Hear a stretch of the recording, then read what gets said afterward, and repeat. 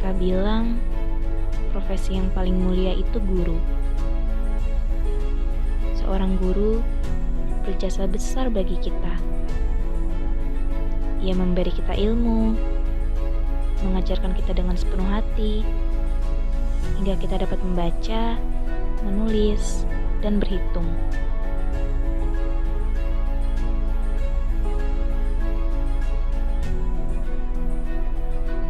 Eti Marhayanti, seorang guru yang tak kenal lelah dalam mengajar. Sejak kecil, impiannya memang menjadi seorang guru.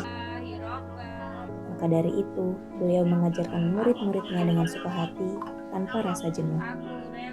Kenalkan, nama saya Bu Eti, ngajar di SD Al Zahra Indonesia Pamulang. Dari dulu cita-citanya jadi guru.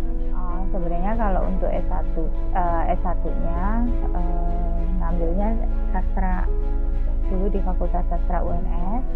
Kemudian untuk S2-nya di Institut PT IKI Jakarta ngambil manajemen pendidikan. Ya kebetulan aja untuk menyesuaikan, sebenarnya background-nya di awal itu bukan dari S1-nya ya. Pertama dulu zaman saya masih sekolah, masih ada sekolah yang namanya SPG, Sekolah Pendidikan Guru.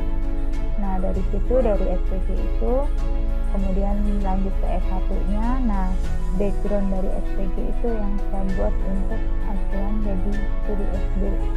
Nah, jadi saya terus langsung ya cenderung lebih masuk ke SD-nya ya kalau dari background SPG ini.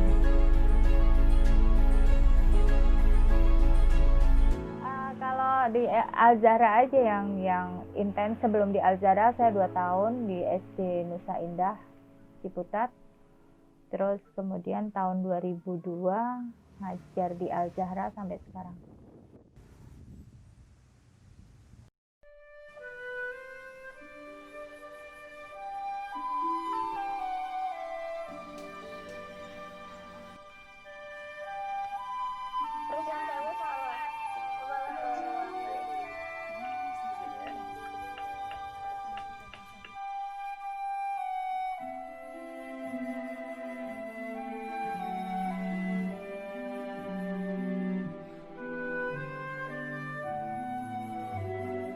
Kita dari awal pandemi itu Maret tanggal 16 kan. Nah di saat bulan Maret tanggal 16 itu langsung ada pembelajaran online. Kalau untuk online cenderung ke ceramah untuk anak-anak, tapi ada activity juga sih. Misalnya anak-anak activity-nya diberikan tugas-tugas online, dan ada project juga. Kebetulan kalau di Al Zahra itu ada untuk puncak temanya nanti ada home project. Jadi anak-anak membuat project di rumah. Biasanya mereka membuat dari rumah, kemudian difoto. Nah dari hasil produk fotonya itu yang untuk penilaian kami. Yang jelas kalau ide baru sih kemungkinan ya dianggap ide atau enggak ya. Soalnya terus terang untuk kami guru-guru yang sekarang ngajar, terutama di kondisi pandemi begini,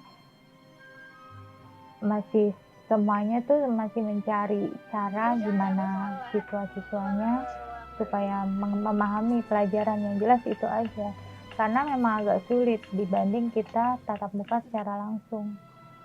Untuk misalnya contoh aja begini, siswa nggak bisa ngajar, nggak paham kalau kita tatap muka langsung. Kita bisa datangi anaknya, kita bimbing secara langsung, mau nggak mau anak itu akan paham. Tapi dengan kondisi PJJ seperti ini, menggunakan Zoom meeting, biasanya kita menggunakan Zoom meeting, guru kurang bisa memantau secara intens anak ini paham betul atau tidak. Sukanya ya di rumah bisa ini ya, maksudnya bisa di rumah lah ya, sukanya itu aja. Tapi kalau sekalian dukanya mah yang jelas yaitu untuk kendala anak-anak memanage anak-anak ya, manage anak-anak nggak beda dengan di dalam kelas gitu. Lebih susah memanage secara pembelajaran jarak jauh.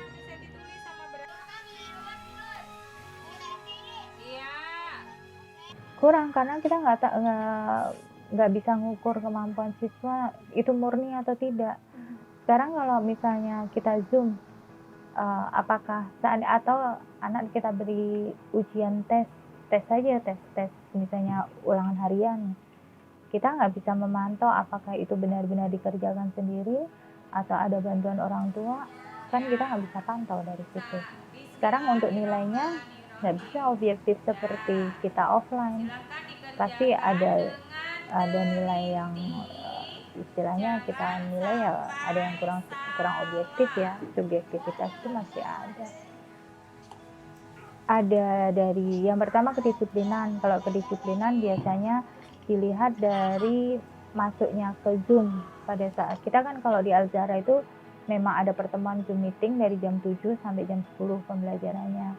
Nah itu ketepatan waktu masuk itu kedisiplinannya. Kan karena kalau sekarang kita menggunakan kurikulum 13 itu kan ada penilaian sosial spiritual. Nah sosialnya itu dari situ, dari kedisiplinan itu. Tapi kalau misalnya dari pengetahuan, ada anak-anak ada tesnya, ujiannya, ulangannya, atau mengerjakan tugas. Kalau untuk keterampilan anak-anak diberikan tugas dari rumah yang sekiranya juga tidak memberatkan anak-anak. Kuota kalau semua guru seluruh Indonesia dapat dari Dignas, dari Dignas pusat dapat, tapi dari sekolah Al-Zahra juga dapat dari sekolah. Kalau yang jelas sih yang dikurangi paling itu aja sih. Kalau biasanya di sekolah itu ada uang makan gitu, sekarang udah enggak, hanya itu aja. Tapi kalau untuk istilahnya haknya guru seperti gaji pokok dan lain sebagainya sih enggak. Kalau di Al-Zahra sih enggak. Ngeluh yang jelas itu seringnya tentang materi. Kenapa materi? Yaitu mereka tidak memahami, nggak paham untuk materi. Terus kalau ditanya misalnya sudah paham belum? Sudah, atau nggak ada pertanyaan. Tapi akhirnya nanti nggak tahu materinya. Terus yang kedua, kadang orang tua kita udah kasih tahu nih, misalnya kan ada, nggak semua anak rajin ya, ada anak yang mungkin agak ya sebenarnya sih bisa tapi kadang males, mungkin itu mereka orang tuanya agak, ini kenapa ya kok belum, sih pertanyaannya seperti itu. Atau kadang sinyal yang ini yang sering hanya paling kendala sinyal sih mereka. Kalau keluhan yang ini sekali tuh nggak ada sih.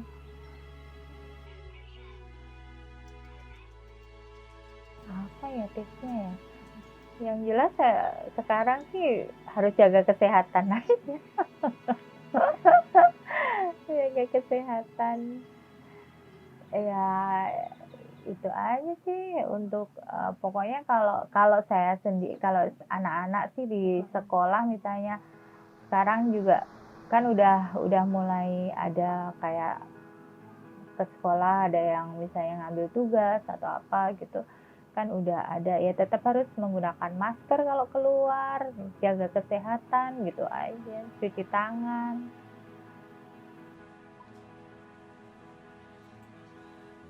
Ya dengan kondisi kayak gini bingung juga ya, soalnya ini kan bencananya juga bukan bencana nasional ya, seluruh dunia mengalami seperti ini ya. Ya kita berusaha untuk menjaga diri kita aja lah, untuk kedepannya ya mudah-mudahan sudah mulai normal seperti dulu lagi gitu. Soalnya juga semuanya serba terkendala ya, banyak kendala yang akhirnya membuat kita juga serba bingung gitu loh. Terus terang kalau dari sisi pendidikan ya memang agak berat ya, terutama kayak guru gini. Sedangkan kita tuntutannya kan anak mengerti paham, yang jelas paham untuk materi pembelajaran, mereka memahami. Tapi dengan kondisi seperti ini ya sudah yang diterima saja. Ya kalau murid-murid saya sih mudah-mudahan selalu diberi kesehatan, anak-anak juga bisa tetap menjaga diri, kalau nggak penting-penting ya nggak usah keluar rumah, ya tetap di rumah aja. Beda jauh, karena kalau di Nusa Indah itu sekolahnya kan yayasannya Kristen ya, yayasannya Kristen, sekolahnya umum. Maksudnya umum tuh ada banyak agama yang ada di situ. Kalau di sini kan mayoritas agama Islam, meskipun ada 1-2 siswa yang bukan agama Islam, tapi kan mereka belajar harus menggunakan pelajarannya, agama Islamnya harus ada. Hanya itu aja sih bedanya. Ada contohnya ikrar, yang jelas ikrar. Terus nanti anak-anak tuh biasanya kalau di sekolah ya pagi itu ada murojaah, mereka hafalan surat-surat pendek.